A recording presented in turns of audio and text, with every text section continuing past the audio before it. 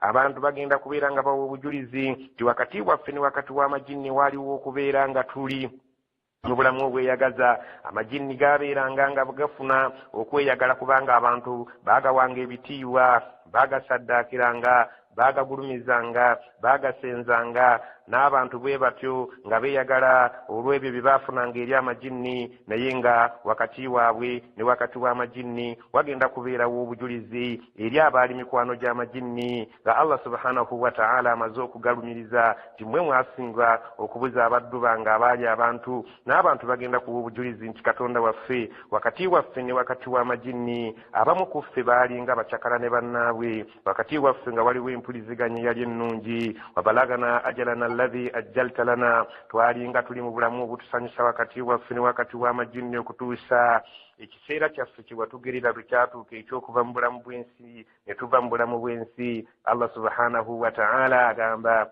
qala agenda kubagamba mmwe abantu abagambye nti mwali muli obulamu wakati wammwe ne wakati w'amajinni nga mulina okubeeragana, nga mulina okwesanyusa, nga mulina okubeera nti gaabagonderanga nga nammwe mugagondera, wakati awo ne mubeera nga muli mu kulya obulamu naye nga bulimu okujemera Allah subhanahu wa ta'ala. Allah subhanahu wa ta'ala agamba qala annaaru maswaakum, kale olwaleero mwe abaali obulamu obwalimu okujemera amateeka ga Allah wakati wammwe ne wakati w'amajinni nga mulina okwesanyusa, omuliro bwe buddo wammwe, khalidina fiha, mugenda kubeeramu emirembe n'ennaku, illa ma sha Allah, okujjako Allah abo baali bayagadde. Inna rabbaka hakimun alim, Allah takola nsobi ati buli kimu akimanyi. Baali bayagadde okubeera nga babeerayo ebbanga olw'obukkiriza obutono bwe baali balina, abeere nga abajja mu muliro. Allah subhanahu wa ta'ala mwenkanya takola nsobi, atamanyi ani asaanidde okwokya ebbanga, abeere nga adda mu jjana, atamanyi ani asaanidde obutavaayo enkomeredde n'enkomeredde, emirembe n'emirembe. وكذلك نولي بعض الظالمين بعضا بما كانوا يكسبون. وكذلك bwekityo nuwalli ba'd adh-dhalimin ba'dan, bwetufuula abalyazaamaanyi abamu nga banywanyi b'abalyazaamaanyi bannaabwe. Abalyazaamaanyi b'amateeka ga Allah ne babeera nga mikwano gy'abalyazaamaanyi b'amateeka ga Allah mu majinni n'abantu, eri abalyazaamaanyi mu majinni ku mateeka ga Allah ne babeera nga mikwano gy'abo abalyazaamaanyi mu mateeka ga Allah mu bantu, bima kaanu yakisibuuna, olw'okubeera nti ebibi bye bakolagana mu bulyazaamaanyi ebibi byabwe bifaanagana mu bulyazaamaanyi eri amateeka ga Allah. يا معشر الجن والإنس ألم يأتكم رسل منكم يقصون عليكم آياتي وينذرونكم لقاء يومكم هذا؟ قال شهدنا على أنفسنا وغرتهم الحياة الدنيا وشهدوا على أنفسهم أنهم كانوا كافرين.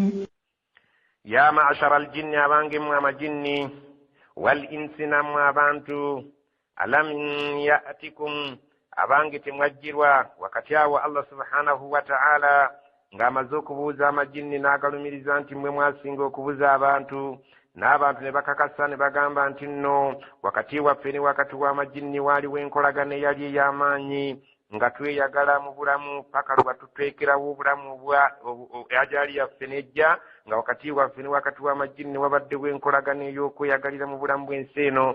Allah subhanahu wa ta'ala agenda kulumiriza ayita abantu n'amajinni nga bigasse wamu ebyali bikolagana mu kumenya amateeka ga Allah ne biraga obujeemu. Ya mashara aljinni wal insa, abangemu amajinni n'abantu, alam ya'tikum rusulun minkum, temwajjirwa nga batiisa abatume bange nga bababuulira nga baba mumwe ddala kennyini yakussuuna alaykum ayati, nga bababuulira amateeka gange nga bagabasomera buli kakiseera, wayunzirunakum, nga babatiisa liqaa yawmikum haadha, ensisinkano y'olunaku lwammwe luno olwa akhira.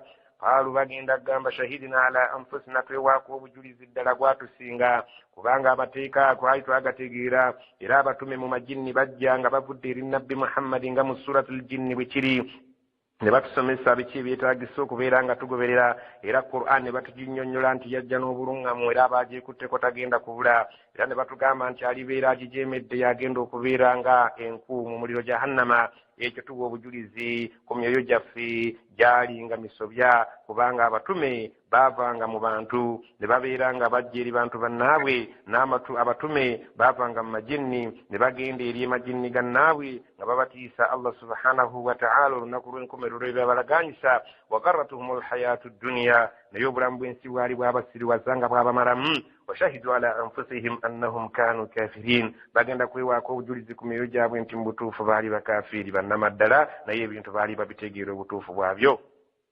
ذلك أن لم يكن ربك مهلك القرى بظلم وأهلها غافلون zalika ekyo kigenda kubeerawo bwe kityo Allah okulumiriza amajinni n'abantu alam yati zalika ekyo kigenda kubeerawo Allah subhanahu wa ta'ala ng'akikoze okulumiriza wakati w'amajinni n'abantu nga beewaddeko obujulizi an lam yakun rabbuka muhlika alqura bidhulmin Allah subhanahu wa ta'ala mu nteekateeka ze talina mu nteekateeka ya kuzikiriza abantu ba kibuga oba ekyalo olw'obulyaza amaanyi bwabwe wa ahluha ghafilun ng'abantu bannannyini kyalo ekyo bannannyini kibuga nga bagayaavu tebafunanga mutume yenna.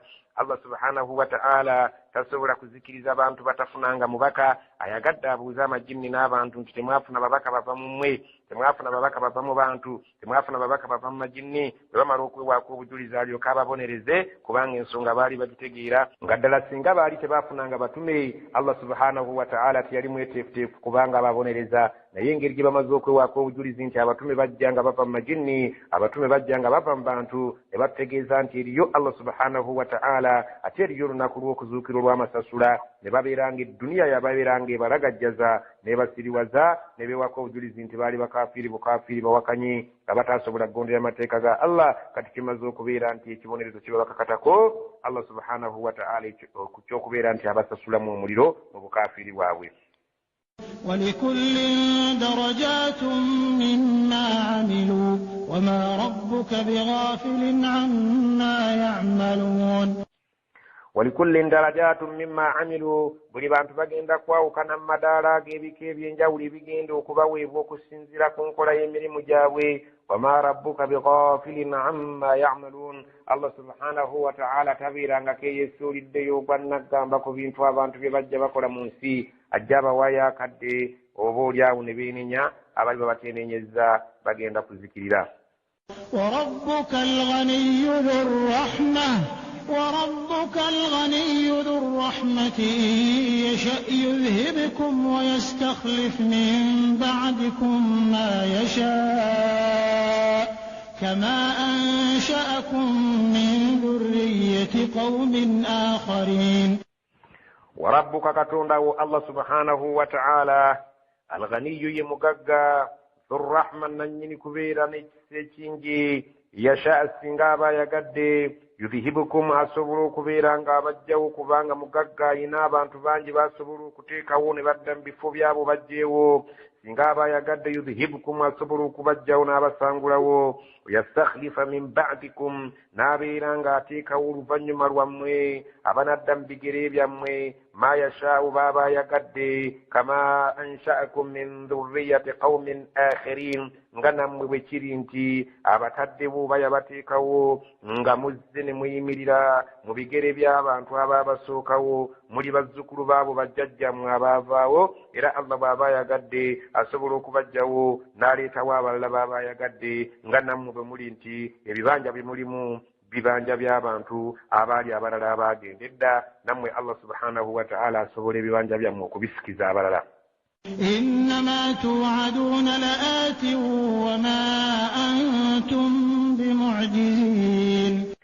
إنما زما ما توعدون بملaganyisibwa لآت bino kujja ekiyama ekibagambibwa nti gye kiri kirina okubeera nti kijja kujja tewali agenda kukikuba ku mukono wama antum bimu'jizin era temusuubira mmwe abatakkiriza nti mujja kulemesa Allah subhanahu wa ta'ala okuleeta ekiyama oba okumulemesa okubeera nti mugenda kwebulankanya ku kyo mubeere nga temujja kusobola kubeera nga mulipootinga mu maaso ga Allah tikijja kubeera. قل يا قوم اعملوا على مكانتكم إني عامل فسوف تعلمون من تكون له عاقبة الدار إنه لا يفلح الظالمون. kul yogero bagambe ya qaumi bantu bange nze ntuukiriza byonna ebibadde biŋŋambibwa okubagamba abanaajeema mujeeme abanaawulira muwulire i'malu ala makanatikum buli omu akola okusinziira nga bw'ayimiridde bw'obanga gwosigadde kubeera ng'oyimiridde ku shiriki kola lakum diinukum waliya diin naye nze ntuukiriza omulimu gwange inni amilu nange ŋŋenda kukola mbeere nga nsinza Allah subhanahu wa ta'ala nga bw'ayagala mwe abamaze okutuusibwako mesegi bwe mubeera nga muganye mukole ekyo kye mwagala mukole nga bwe muyimiridde nange ŋŋenda kukola nga bwe nyimiridde mukole buli omu okusinziira nga bw'ategeera Allah subhanahu wa ta'ala nze omulimu gwe yantuma maze okugutuukiriza nze nange kankole nga Allah bw'ayagala fasawfa ta'lamun kiribadde kimugenda kutegeera man takunu lahu aqibatu ddaari ani agenda okubeera ng'ayina enkomerero ennungi innahu la yuflihu zzalimun Allah tagenda kweyagaza wadde okwesiimisa abo abantu abaali abalyazaamaanyi ku mateeka ge وجعلوا لله مما ذرأ من الحرث والأنعام نصيبا فقالوا هذا لله بزعمهم وهذا لشركائنا فما كان لشركائهم فلا يصل إلى الله وما كان لله فهو يصل إلى شركائهم ساء ما يحكمون وجعلوا لله وتكرز باتيرا وكتوندا مما ذرأ من الأرض كيف بياباتيرا من منسي مما ذرأ من الحرث كيف بياباتيرا من منسي جبالما ebintu bye balima bateerawo katonda omugabo nti guno gwa katonda wal an'ami mu bisolo bye balunda bateekawo nasiban omugabo gwa Allah subhanahu wa ta'ala. Allah subhanahu wa ta'ala yeewuunya nti abantu mbateerawo ebintu ne balima ne bafuna amalimiro n'amasamba abantu ne mbawa ne bafuna ebyokulunda ne babeera ne mafaamu ne babeera n'ente ne babeera n'eŋŋamya ne babeera n'ebyokulunda ebiyitirivu ekiseera bwe kituuka ne babeera nga mwebyo bye balunda mwebyo bye balemye bajjamu omugabo gwa Allah subhanahu wa ta'ala. Faqaalu ne bagamba hadha lillah kino kya Allah bizamihim mu ndowooza yaabwe oba mu ntegeera yaabwe wa hadha li shurakaina ate kino kya baalubaale baffe era ekyo nga bakikola ku ndowooza yaabwe. Fama kana li shurakaihim ekyo ekibeera nga mutemu oba mugabo gwabo baalubaale baabwe fala yasiru ila Allah ewa katonda tekituuka. Wama kana lillah naye bwekibeera kino kye baawa Allah nga mugabo gwe fahuwa yasilu ila shurakaihim essaawa etuuka ne babeera nga bakizza eri baalubaale baabwe kubanga ekisolo kye baabanga bawadde Allah subhanahu wa ta'ala singa kyamalanga ne kibeera nga kizadde bulungi nga kiri ekyalubaale tekizadde baddiranga abaana bano ne babaza eno walubaale nga bagamba nti ye katonda mugagga balubaale baffe baavu ne baddira ebya katonda byo nga bisobola okutuuka eri balubaale. Naye bwe yabanga embeera ng'ekyuseemu ng'ekyalubaale kyekibadde kyekizadde ekya Allah ne kibeera nga tekizadde ekyo kyo ewa Allah tebazzaayo era nga bibawa ensonga y'emu nti Allah yaali bulungi bano baffe bali bubi. Allah subhanahu wa ta'ala yeewuunya okubeera nti kyebawadde katonda Allah subhanahu wa ta'ala ng'omugabo gwe ekyo kisobola okubeera nga bakizza eri baalubaale singa baalubaale baba bakoze loosi ate ng'ewa Allah subhanahu wa ta'ala ebyo biba bikoze loosi bye baba bamuwadde era tebamutunulamu Allah subhanahu wa ta'ala akyewuunya. N'agamba nti abantu ku birime ne ku bisolo bakolera mu shiriki omuyitirivu ku ndowooza zaabwe nga bwe balowooza. Saa Allah agambye saa ma yahkumun okulamula kwabwe okwo kwe balamula kubi nnyo kulimu obulyazaamaanyi. وكذلك زين لكثير من المشركين قتل أولادهم شركاؤهم ليردوهم وليلبسوا عليهم دينهم ولو شاء الله ما فعلوه فذرهم وما يفترون. وكذلك بويتيو زين لكثير من المشركين bwe kyalabikanga kirungi nnyo eri abamushirikiina abasinga obungi bakirabanga mulimu mulungi nnyo abo abasamize b'ekiseera ekyo abaali abawarabu nga bakiraba nti mulimu mulungi nnyo ng'abasamize bawane waffe mu uganda olwaleero abagagga bwe bakirabanga mulimu mulungi nnyo katla auladihim shurakauhum balubaale baabwe okubalagira okutta abaana baabwe olw'okutya obwavu. So nga wano mu uganda olwaleero emizimu n'emisambwa giragira abantu abagagga okubeera nga batta abaana abato ne babasalako ebitundu by'ekyama, ne babeera nga babajjako emikono, ne babajjamu emitima, ne babajjamu amamiro, ne babajjako amabeere, ne babeera nga balubaale abo. Bagambye abagagga babeere ng'ebintu ebyo babitwala beeyongera obugagga era babikozese okukuuma obugagga bwabwe bebabeera nga balinawo. Omulimu ogwo ne bagulabanga gwe gusinga obulungi ennyo okweyunira okubeera nga Allah subhanahu wa ta'ala abawa ebyobugagga ebisingako, era okubeera nga Allah subhanahu wa ta'ala abakumira obugagga bwabwe. Abawarabu kyo ekyabattisanga abaana kwali kutya naddala abaana abawala nga bato babaziikanga abamu si bonna wabula abamu balina endowooza bamushirikiini egamba nti abaana abawala nga bato balina okuttibwa kubanga tebalina mugaso, baleeta bwavu bwereere, balina okulya bakolererwa bukolererwa, obulamu bwa buzibu. Allah subhanahu wa ta'ala agamba nti bwezityo sitaani zaalagiranga abantu abo okutta abaana baabwe ne bamushirikina ne bakirabanga ddala kirungi nnyo okutta abaana abato abawala babaziike nga bato okubeera nti tebabaleetera obwavu, tebabaleetera okuswala mu bika byabwe. Allah subhanahu wa ta'ala bwekityo na wano mu Uganda bwe tukirabanga sitaani ku sayidi y'abagagga olw'okutya okwavuwala, olw'okutya okubeera nti obugagga bwabwe tebujja kweyongera. Sitaani era zibalagira okutta abaana abato basobole okubeera nga bakozesa ebiyungo byabwe mu kukuuma obugagga bwabwe obw'okweyongera. Allah subhanahu wa ta'ala agamba nti sitaani ezo zaalaga abatakkiriza nti ekyo kyekirungi kye basaanidde okukola ekyokutta abaana. Allah subhanahu wa ta'ala agamba liyurduhum, nga ddala mu butuufu ekikolwa ekyo kye bakoze sitaani kye zibalagidde kigenda kubasuula mu nnyanga za muliro. waliyalbisu alayhim diinahum, era nga zireese okutabangula eddiini yaabwe. Enzikiriza yaabwe yalinga sitaani emaze okugiyingizaamu obutabanguko. walau shaa allahu, singa Allah yali ayagadde, ma faaluuhu, abantu abo tebaalikoze embeera eyo. fadharuhum, kale baleke bagende mu maaso n'ebyo bye bakola. wama yaftaruun, n'ebyo bye bagenda babyetekawo nti Allah subhanahu wa ta'ala tasobola kukuuma byabwe okuggyako nga bayise mu mbeera eyo. balekereyo babeere mu mbeera eyo, naye abalinze si kubaleka kwa mirembe wabula okubaleka okubalinda nti essaawa erituuka ne boolekagana obwanga.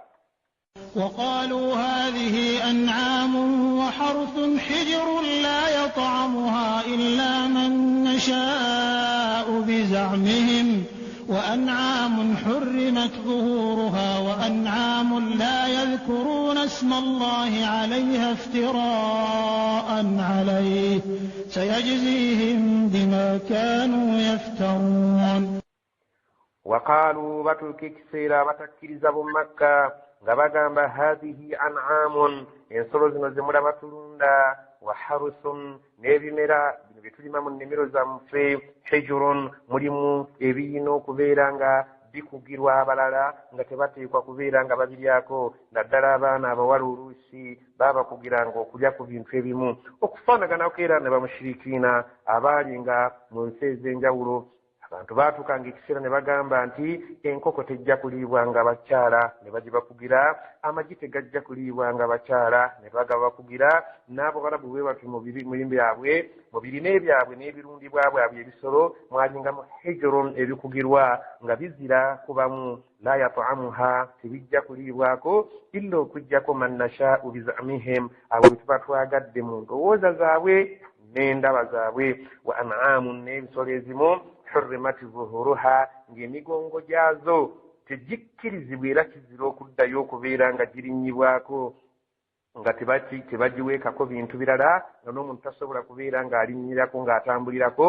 Allah subhanahu wa ta'ala bw'atyo bw'agamba tiwalingawo ensolo ze bafudde haramu, ze bazizza okutuulako oba okubeera nga bazitambulirako, nga bwe yali enkola y'Abawarabu nga batambulira ku nsolo. wa an'amun, nga waliyo n'ensolo endala la yadhkuruna isma Allahi alayha nga tebazoogererako linnya lya Katonda nga bazisala iftiraan alayhi olw'okujweteka Katonda obulimba nti eyo ensolo tesaanye kugendako linnya lya Allah nga Katonda ekyo takyagalira ddala mbu ekyokwogererako erinnya lya Allah ku nsolo ng'eyo ey'abajjajja ebyo byonna iftiraan alayhi nga bajweteka Katonda obulimba nti yabagamba ebyo. Allah subhanahu wa ta'ala ategeeza nti mu birime mwabanga mu bibatayagala abantu abalala kulya ne mu bisolo ebimu nga babiziza tebiriibwa balala era tebirina kutambulirwako wadde okutikkwako n'ebisolo ebimu nga tebabyogererako linnya lya Allah olw'okugyeteeka Katonda obulimba nti kimusanyusa kubyogererako linnya lye. Fayajzihim ajja kubasasula mu kiseera bima kaanu yaktarifuuna ebyo bye bagenda bamugyetekako. وقالوا ما في بطون هذه الأنعام خالصة لذكورنا ومحرم على أزواجنا وإن يكن ميتة فهم فيه شركاء سيجزيهم وصفهم إنه حكيم عليم. Allah subhanahu wa ta'ala ategeeza nti ensolo bwe zaabanga embuto tukimanyi bulungi. Allah subhanahu wa ta'ala Abawarabu baayinanga abamu nga balunzi, ensonga lwaki era shayitaani yatawaanyanga nnyo abantu abo mu bulunzi bwabwe. Waqaalu abamu baagambanga Abawarabu ma fi butuuni hazihi al-an'am, ebisolo ebikyali mu mbuto z'ensolo zaffe zino ze tulunda, nga bategeeza amawako khalisatun lidhukurina, gayina kuliibwako baana balenzi bokka, wa muharramun amawaka ago gali haramu era gazira ala azwajina ku baana baffe abawala ne bakyala baffe. Amawako ensolo bwe yabanga esaliddwa tukimanyi bulungi nti ne mu Busiraamu eggwako liriibwa singa obeera ng'osaze maama waalyo mu Busiraamu. Okusala kwa maama kumalira okusala kw'eggwako. Amawanga agamu galya amawako ago n'Abawarabu baalinga bagalya amawaka ago. Amawaka ago bwe gaabanga gasaliddwa busalirwa ng'ente ebadde eggwako oba ente bayisaliddwa ne kizuulibwa nti esangiddwamu eggwako, eggwako eryo bwe yabanga esaliddwa busalirwa lyabanga lizira okuliibwako abakyala n'abaana abawala nga liriibwa basajja bokka. Naye singa ensolo yabanga efudde bukalaga nga tesaliddwa, abo baalyanga bonna abawala n'abalenzi. Kyagamba nti wa ijakum maita, singa yabanga efudde bukalaga ensolo ng'eyina eggwako, fahum abantu abo fiihi mu ggwako liri shuraka abaalyanga kitole abasajja naki n'abaami. Fayajzihim wasfahum, Allah ajja kubasasula mu biseera mu bigambo byabwe ebyo ebiyita ku nnimi zaabwe bye bagenda batontoma, bye bagenda balumbojja, bye bagenda bagwa nabyo. Innahu hakimun, Allah takola nsobi, alimun mumanyi. Tagaanangako bano nti mukole bano temukola, bano mulye bano temulya. Allah subhanahu wa ta'ala agamba nja kubasasula mu biseera ku bigambo byabwe ebyo ebiva ku nnimi zaabwe bagenda boogera. قد خسر الذين قتلوا أولادهم سفها بغير علم وحرموا ما رزقهم الله افتراء على الله قد ضلوا وما كانوا مهتدين. الله سبحانه وتعالى قال قد خسر الذين قتلوا أولادهم مزما bagwa nnyo ku loosi, baafaafaganibwa nnyo abantu abattanga ezzadde lyabwe, sabahan olw'obutamanya, olw'obusiru, bighayri ilmin nga babikola mu butamanya obwaliwo obudde obwo. Mu butuufu loosi yali nnene kubanga Allah yabanyigira n'abateekako obusungu bwe.